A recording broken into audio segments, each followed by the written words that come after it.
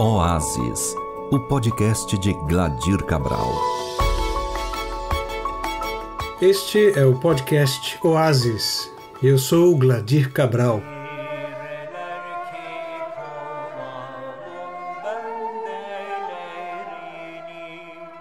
Estamos ouvindo o Salmo 2 do Saltério de Genebra, na interpretação do grupo inglês The King's Singers, acompanhado também pelo grupo alemão de música medieval chamado Sarban. E eles estão cantando em uma língua estranha, em turco, um trabalho de um tradutor dos Salmos ou da Bíblia Sagrada para o turco, chamado Ali Ufki.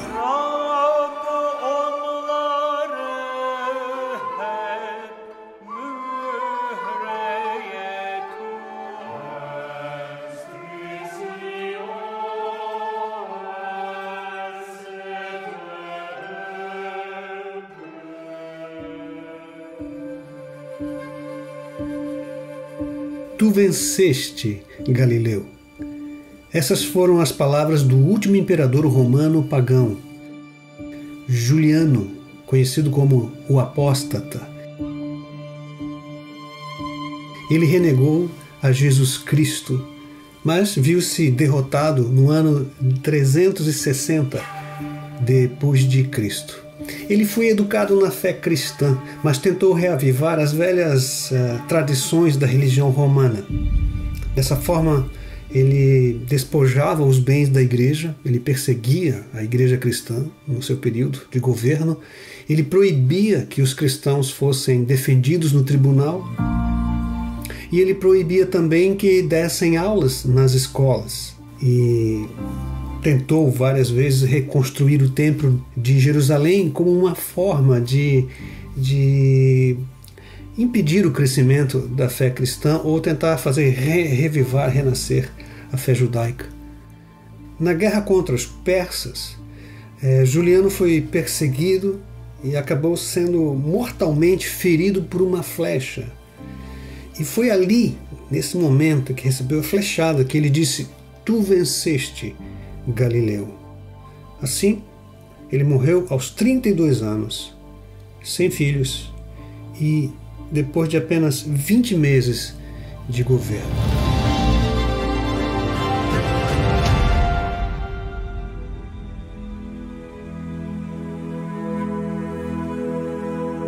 O pregador cristão João Crisóstomo viveu naquela época.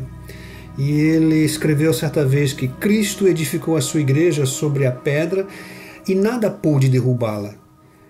Ele derrubou o templo e nada pôde reedificá-lo. Ninguém abate o que Deus eleva e nem eleva o que Deus abate. Milênios mais tarde surgiu outro imperador, famoso, poderoso, grandes vitórias em muitas batalhas, mas também experimentou derrotas. E ele disse certa vez: Alexandre, César, Carlos Magno, eu mesmo fundamos impérios. Mas a base de que firmamos as criações do nosso gênio? A base da força. Só Jesus Cristo fundou seu reino à base do amor. E até hoje milhões de homens morreriam por ele. Napoleão Bonaparte.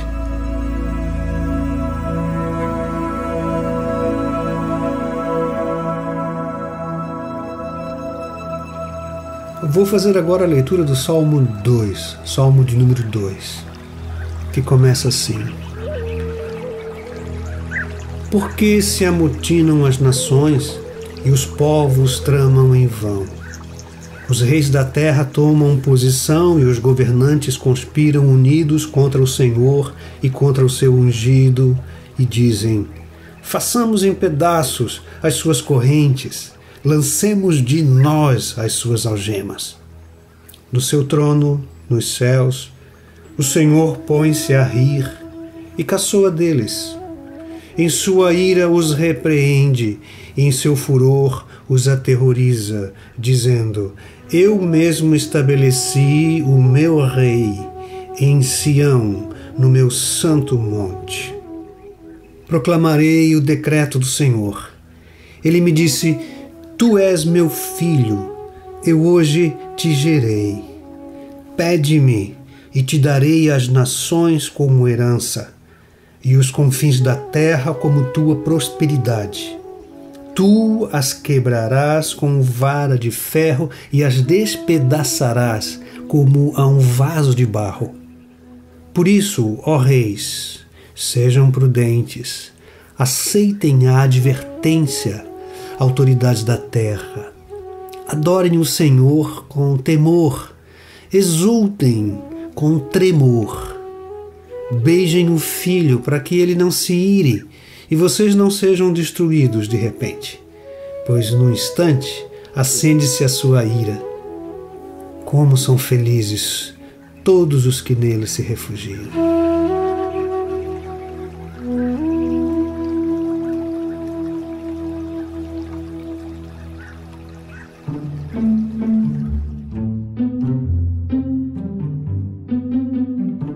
Este é um salmo de entronização, de coroação do rei.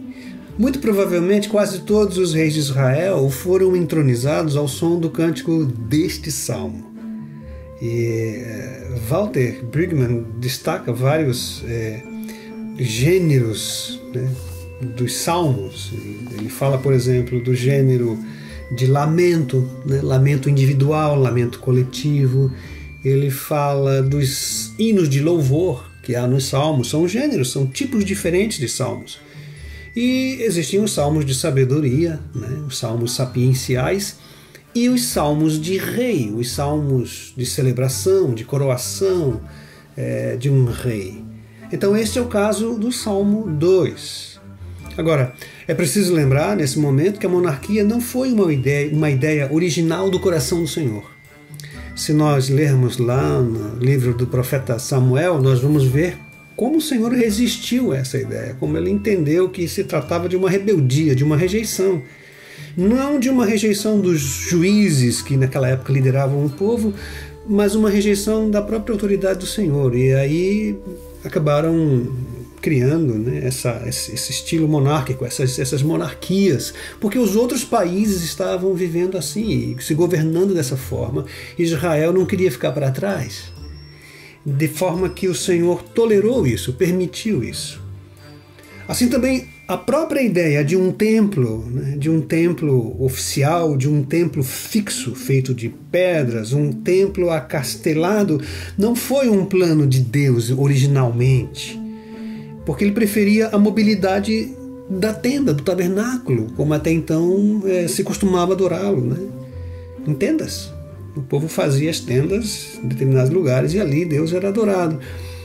Até que então surgiu a ideia, o Davi teve a ideia de fazer o templo. Essa não foi uma ideia de Deus, digamos assim, porque talvez a ideia de um tabernáculo fosse muito mais dinâmico, né? Muito mais presente, né? E muito mais humilde, muito mais chão, muito menos pretensiosa essa ideia, muito menos pretensiosa. Mas Deus também trabalha, e isso é interessante, a partir dos equívocos nossos.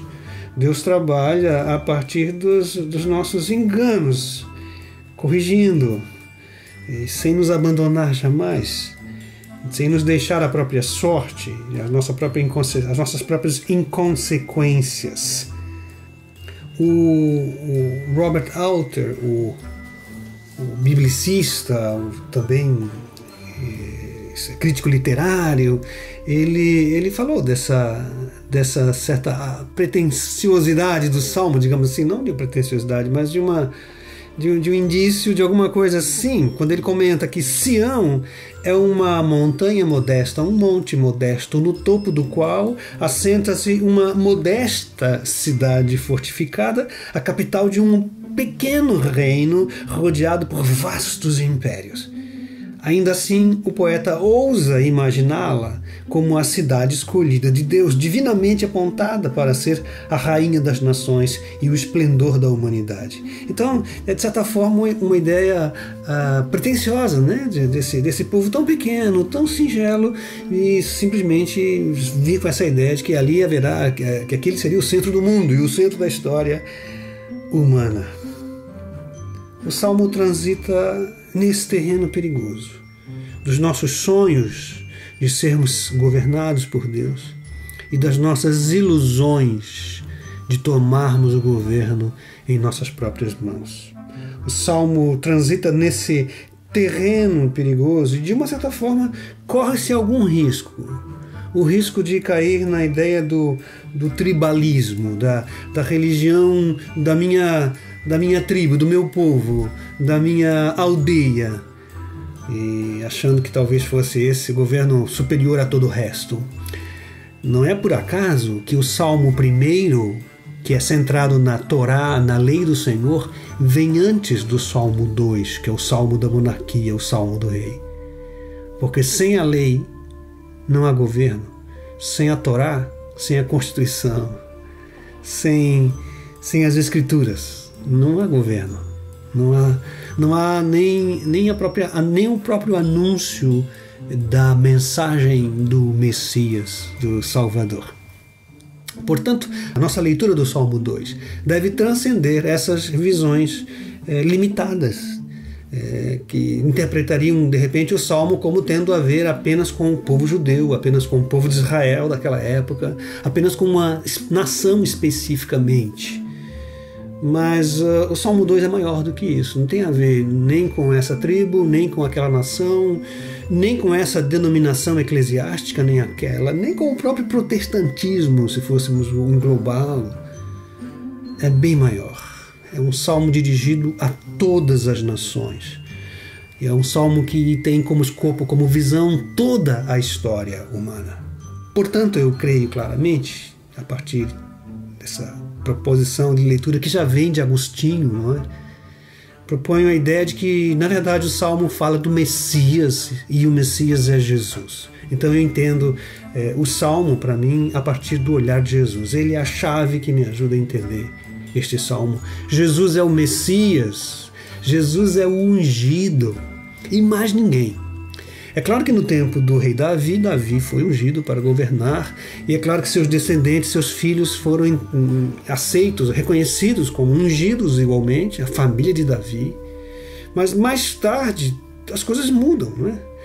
O reino se divide, se perde a linhagem de Davi, e resta apenas uma saudade daqueles tempos davídicos. E tem essa profecia de que o Messias, de que o ungido viria, de que um ungido chegaria. Esse ungido é Jesus. Mas olha, quanto abuso tem sido feito ao nome de Cristo e em nome de Cristo para defender partido político, para defender pastores autoritários, para defender agências religiosas intransigentes, batendo no peito e dizendo: eu sou ungido, não toque no ungido.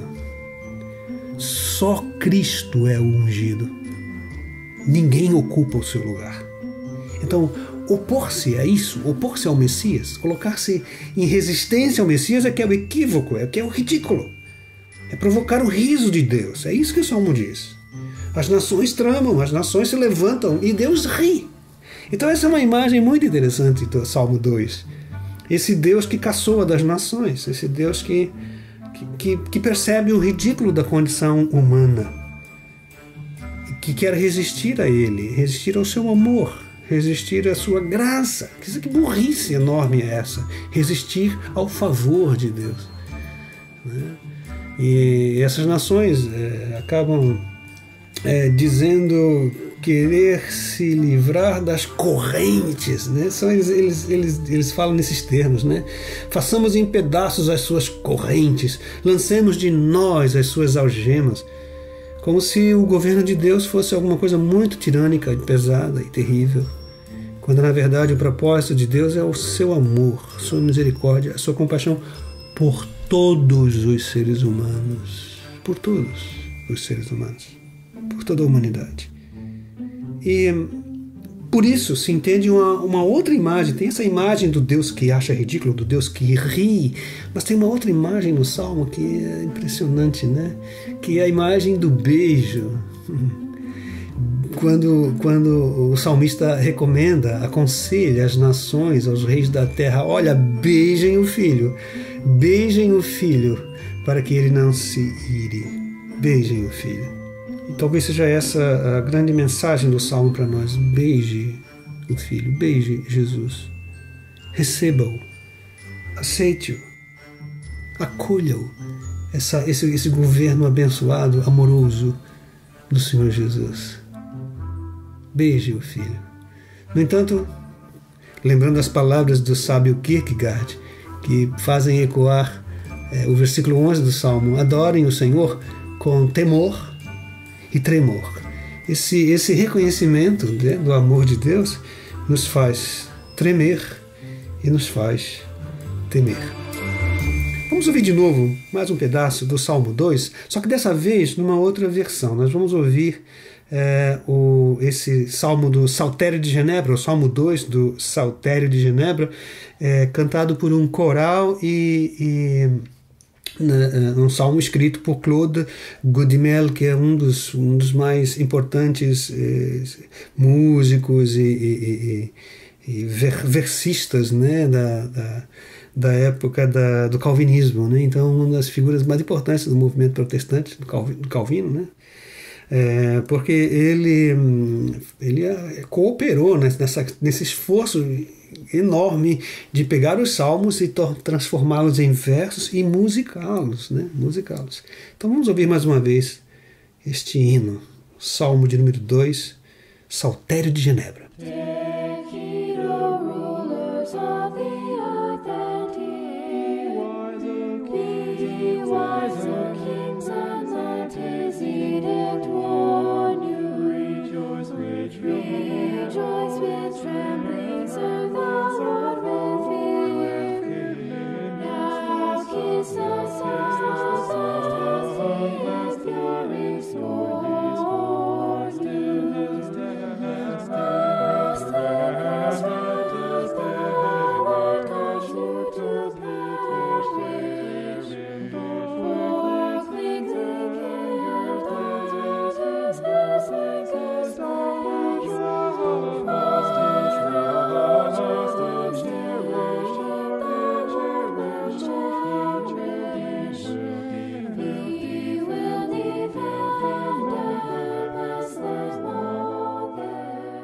Eu também me atrevi a escrever uma canção para o Salmo de número 2, ou inspirada no Salmo de número 2. Olha que ousadia, né? Porque, veja, você tem o Saltério de Genebra, né? Que já tem uma peça musical belíssima, interpretada, como vocês viram, em estilos e versões completamente diferentes, né? Interessantíssimas. A gente tem o Messias de Handel. O Messias de Handel tem o texto aí do Salmo número 2. Vários versículos do Salmo número 2 estão presentes no Messias de Handel. Então quem sou eu, né? Então, na verdade, a minha proposta não é de novo a musicalização do Salmo, mas é meditar e orar. E nesse Salmo eu meditei e orei por pelo menos 2 semanas e meia. E essa canção, em resposta ao Salmo, né, como ela demorou para vir, eu pensava, como é que eu posso responder a esse Salmo? Né? O que eu vou dizer? Né? O que eu posso propor de resposta? E o que devo orar? Né? O que devo, né, dizer?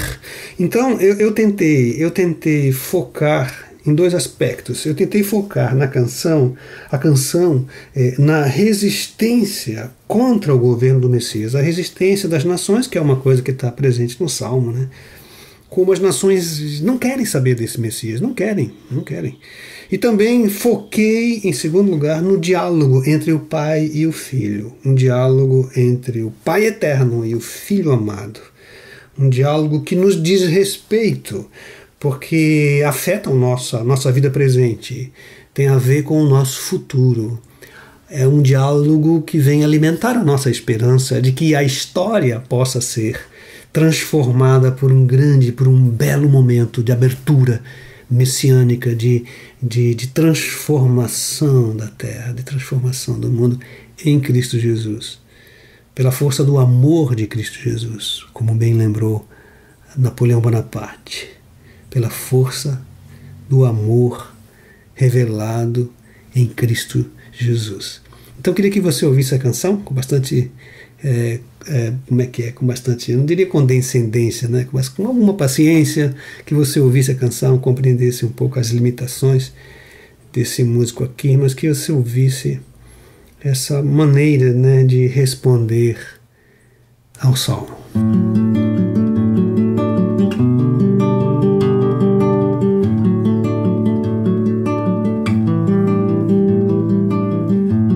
Quando aquele que é rei vier reinar, haverá quem não queira obedecer, quem duvide do seu poder de amar, quem rejeite seu lídimo querer. Mas no céu fez-se ouvir a voz de Deus: és meu filho, eu hoje te gerei. As nações e os governos serão teus. Tu me pedes e tudo te darei.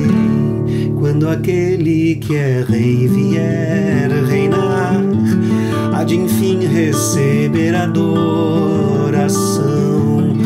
O orgulho dos reis se quebrará e seus lábios um dia o beijarão. Pois do céu fez-se ouvir a voz de Deus: és meu filho, eu hoje te gerei. As nações e os governos serão teus. Tu me pedes e tudo te darei. Pois do céu fez-se ouvir a voz de Deus: és meu filho, eu hoje te gerei. As nações e os governos serão teus. Tu me pedes e tudo te darei. As nações e os governos serão teus. Tu me pedes e tudo te darei. As nações e os governos serão teus. Tu me pedes e tudo te darei.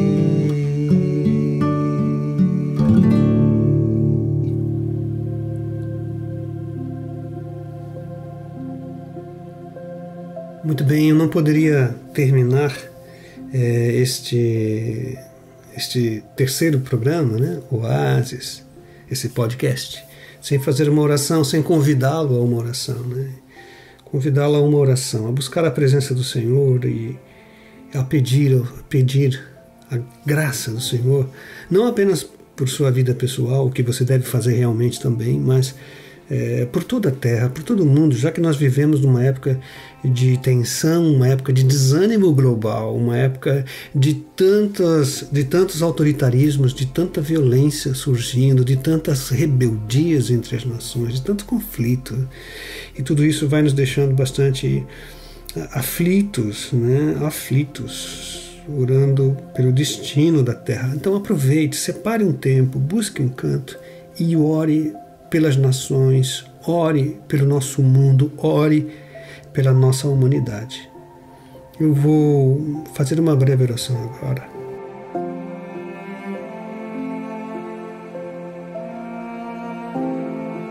Ó Tu, Senhor de toda a terra, de todos os povos, línguas e nações, Teu riso desafia a sisudez cruel de impérios. Que Teu ungido, nosso Senhor Jesus, faça brotar na história humana o inesperado momento messiânico da alegria, da justiça e da paz, e que possamos reconhecê-lo e beijá-lo. Assim oramos. Amém.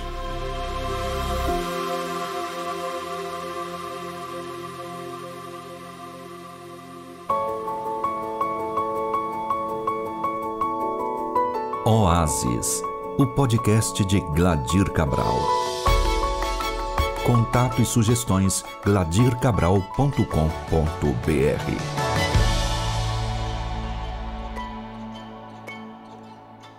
IPB